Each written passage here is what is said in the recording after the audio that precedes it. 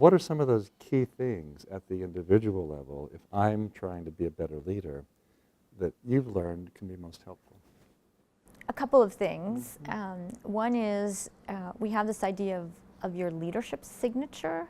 Leadership is personal. So everybody has their own, like they have their own signature, their own thumbprint of leadership. And so actually the best way that you can lead is leading from who you are. That is figuring out what is your leadership signature, what works for you based on your experience, your personality, your strengths, your weaknesses.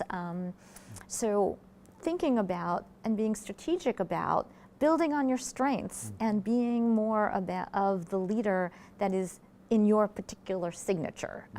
A second part of individual leadership is what we find in companies, going back to that, like the Gores of the world or the DNA organizations.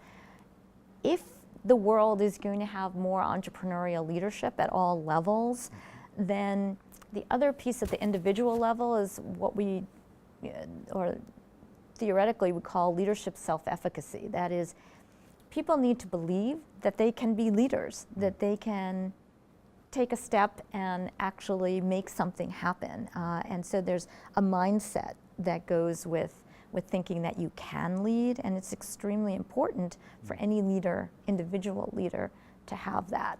And it's interesting because we do a lot of work on collective leadership, distributed leadership, and people say, well, you know, it's all about the collective, and no, it's not. Any system that has distributed leadership or collective leadership actually has a strong role for individual leaders. Do they feel understood is a big, actually, predictor of leadership effectiveness.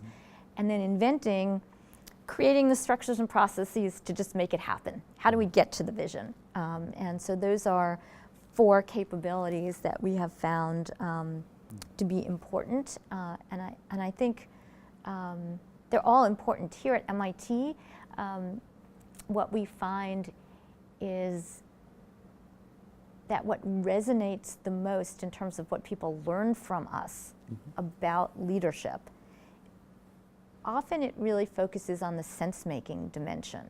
What does that mean? We have a new paper we're working on called The Hidden Role of Sense-Making in Leadership. Because if you ask people what makes for a great leader, what they will tell you is visioning, execution, and trustworthiness. That's what makes for a great leader.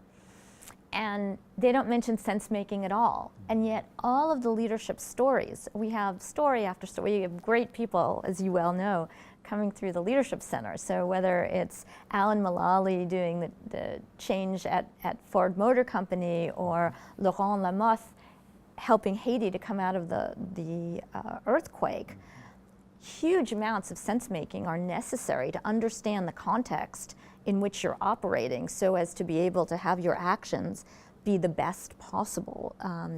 And so in all of the data we've collected on leadership, we see that sense-making predicts visioning, it predicts execution, and it predicts your trustworthiness. So it's an absolutely key dimension of being able to lead, but we just don't think about it, and we don't have the vocabulary for it. And so that's often a very helpful thing to the people who come here.